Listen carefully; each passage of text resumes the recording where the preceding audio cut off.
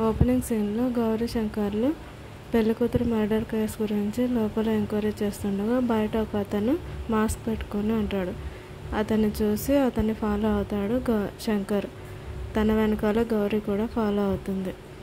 ఆ ముసుగు దొంగ వెనకాలే శంకర్, తన వెనకాలే గౌరీ ఇద్దరు ఫాలో అవుతూ ఉంటారు అతన్ని పట్టుకోవడానికి. వాడేమో వీళ్ళకి దొరకకుండా ఊరంతా పరిగెడతాడు. బస్టాండ్లు, రైల్వే స్టేషన్లు అన్నీ తిప్పిస్తాడు. సరిగ్గా ఆ ముసుగు దొంగ ఈ శంకర్కి దొరికే టైంకి గౌరీ అతనిపై రాయి విసురుతుంది. నిజానికి ఆ రాయి ముసుగు దొంగపై వేస్తుంది, కానీ పొరపాటుగా శంకర్కి తగులుతుంది. దాంతో శంకర్ షాక్ అవుతాడు. వెనకాలకు చూస్తే గౌరీ ఉంటుంది. గౌరీ కూడా షాక్ అవుతుంది, ఎందుకంటే సడన్గా మధ్యలో శంకర్ రావడం వల్ల అతనికి రాయి తగిలి ఉంటుంది. దాంతో ఆ దొంగ అక్కడి నుంచి తప్పించుకుంటాడు. ఆ తర్వాత అతను పారిపోవడం చూసి శంకర్ని పట్టించుకోకుండా మళ్ళీ ఆ దొంగ వైపుకు పరిగెడుతుంది గౌరీ. కొద్ది దూరం వెళ్ళాక 4 రోడ్లు వస్తాయి. ఆ దొంగ ఎక్కడా కనిపించడు. షాక్లో రోడ్డుకు మధ్యలో అలాగే నిలబడిపోయి ఉంటుంది. అప్పుడే తన వెనకాల నుంచి ఒక లారీ తనకు డాష్ ఇవ్వబోతూ ఉంటే శంకర్ తనను పక్కకు లాగి కాపాడుతాడు. వాళ్ళిద్దరూ ఒకరినొకరు పట్టుకొని దగ్గరగా ఉంటారు.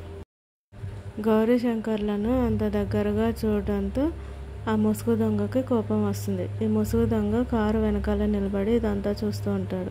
ఆ కారు ఓనర్ వచ్చి అతన్ని జరగమంటే వీళ్ళ మీద ఉన్న కోపంతో ఆ కారు ఓనర్ని కత్తితో పొడిచి చంపేస్తాడు. ఆ ముసుగు దొంగ అప్పుడు కూడా వాళ్ళ వైపు చూస్తూనే ఇతన్ని చంపేస్తూ ఉంటాడు. అసలు అతని మొహం కూడా చూడకుండా అతన్ని చంపేస్తాడు. ఆ తర్వాత అతని బాడీని ఎత్తి వస్తున్న కారు పైకి విసిరేస్తాడు. దాంతో ఆ రక్తం అంతా ఈ గౌరీ శంకర్లపై పడుతుంది. పెద్ద యాక్సిడెంట్ అవుతుంది. ఈ కారే యాక్సిడెంట్ చేసింది అనుకుని ఆ కారు అతన్ని పట్టుకుంటారు పోలీసులు. కట్ చేస్తే నెక్స్ట్ సీన్లో శంకర్ వాళ్ళ ఇంటిని చూపిస్తాడు. వాళ్ళ ఇంట్లో వాళ్ళ పిన్ని బయట కూర్చొని ప్రశాంతంగా ఉంటుంది. అప్పుడే వాళ్ళ తోటి కోడలు అక్కడికి వచ్చి తన కొంగు కప్పుతుంది. ఏంటిది ఇలా ఉన్నావు అంటూ మాట్లాడుతుంది. ఈ ఇంట్లో మనకు స్వేచ్ఛ లేదంటూ ఆమె బాధపడుతూ ఉంటుంది. అప్పుడే వాళ్ళ ఇంటికి ఆ బామ్మ వాళ్ళ చెల్లెలు వస్తుంది.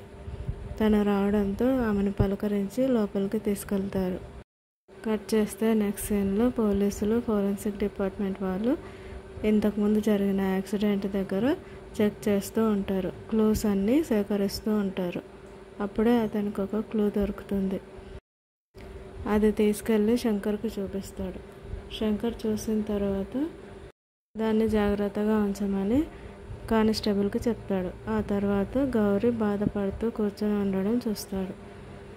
ఆమెను చూసి నవ్వుకుంటూ ఉన్న కానిస్టేబుల్ని అరుస్తాడు. ఆ తర్వాత ఆమె దగ్గరకు వెళ్ళి పోలీస్ అవడం అంటే చాలా ఈజీ అనుకుంటున్నారు అని ఎగతాళిగా మాట్లాడతాడు. గౌరీ మాత్రం ఆ యాక్సిడెంట్, ఆ బ్లడ్ చూసి భయపడుతూ ఉంటుంది. ఫస్ట్ టైం కదా అలాగే ఉంటుందని శంకర్ అనగా ఫస్ట్ టైం ఏం కాదని ఏడుస్తూ ఉంటుంది. వాళ్ళ నాన్న షూట్ చేసుకోవడం అదంతా గుర్తు చేసుకుంటూ.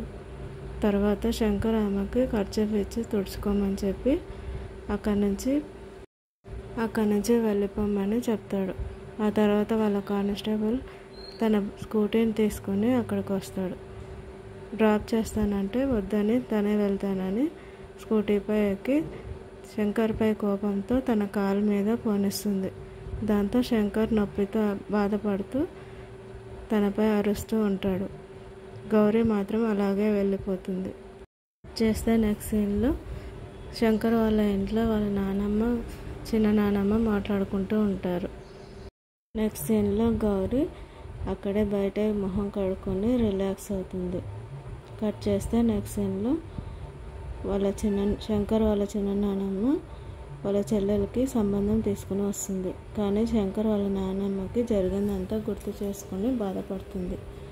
నెక్స్ట్ సీన్లో గౌరీ వాళ్ళ అత్తయ్య తన కొడుక్కి ఫ్రిడ్జ్లో ఏవో కూరగాయలు తీసుకురమ్మని చెప్పి పంపిస్తే ఫ్రిడ్జ్ తెరవగానే అందులో గౌరీ కూర్చొని ఉంటుంది.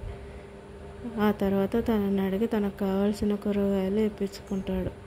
ఆ తర్వాత డోర్ క్లోజ్ చేసి తను ఏదో టెన్షన్లో ఉంది, అందుకే ఫ్రిడ్జ్లో కూర్చుందని అనుకుంటూ బయటకు వెళ్ళిపోతాడు. కట్ చేస్తే నెక్స్ట్ సీన్లో ఈ శంకర్ ఇంతకుముందు జరిగిన యాక్సిడెంట్ గురించి ఆలోచిస్తూ ఉంటాడు. ఆ తర్వాత ఆ ముసుగు దొంగ తప్పించుకోవడం వలన తనకు కోపంగా ఉంటుంది. ఆ కోపాన్ని అంతా షూటింగ్ బోర్డ్ మీద చూపిస్తూ ఉంటాడు. తన కోపం అంతా ఆ అమ్మాయి మీదే అని మాట్లాడుకుంటూ ఉండగానే ఫోరెన్సిక్ రిపోర్ట్స్ వస్తాయి. అతన్ని ఎవరో కత్తితో పొడిచి చంపారని తెలుస్తుంది. దాంతో అది యాక్సిడెంట్ కాదని నిర్ధారణకు వస్తారు. కట్ చేస్తే నెక్స్ట్ సీన్లో ఈ ముసుగు దొంగ ఒక అమ్మాయిని కిడ్నాప్ చేస్తాడు కదా, ఆ అమ్మాయి ఇంట్లో కాఫీ పొడి అయిపోయిందని ఆ ముసుగు దొంగతో చాలా క్లోజ్గా నవ్వుతూ మాట్లాడుతూ ఉంటుంది. నెక్స్ట్ సీన్లో శంకర్ వాళ్ళ ఇంట్లో నైట్ బయట కూర్చొని అందరూ మాట్లాడుకుంటూ ఉంటారు. అందరూ కాఫీ తాగుతూ ఉండగా శంకర్కి ఒక ఫోన్ వస్తుంది. దాంతో అక్కడి నుంచి లోపలికి వెళ్తాడు. ఆ ఫోన్ ఎవరో కాదు, గౌరీ చేసి ఉంటుంది. తనకి సారీ చెప్పమని శంకర్ని విసిగిస్తూ ఉంటుంది. అలాగే తనకు వచ్చి రాని ఇంగ్లీష్లో ఎక్స్పైరింగ్ పోలీస్ ఆఫీసర్ని అంటూ కోపంగా మాట్లాడుతూ ఉంటుంది. తనతో మాట్లాడుతూ లోపలికి వెళ్ళిన శంకర్కి ఏవో శబ్దాలు వినపడతాయి. ఇంట్లో ఎవరూ లేరు, అందరూ బయటనే ఉన్నారని చుట్టూ చూస్తాడు. కానీ మళ్ళీ ఎవరూ కనిపించరు. తను మాట్లాడుతూ ఉండగానే మళ్ళీ సౌండ్ వస్తుంది. ఎవరో వెళ్తున్నట్టుగా వినపడుతుంది. డోర్ సౌండ్ రావడంతో పైకి చూస్తాడు. ఫోన్ కట్ చేసి అక్కడి నుంచి పైకి వెళ్తాడు. ఓకే ఫ్రెండ్స్, శంకర్ ఇంటికి వచ్చింది ఎవరు, ఏం చేసి వెళ్ళాడనేది నెక్స్ట్ ఎపిసోడ్లో చూద్దాం.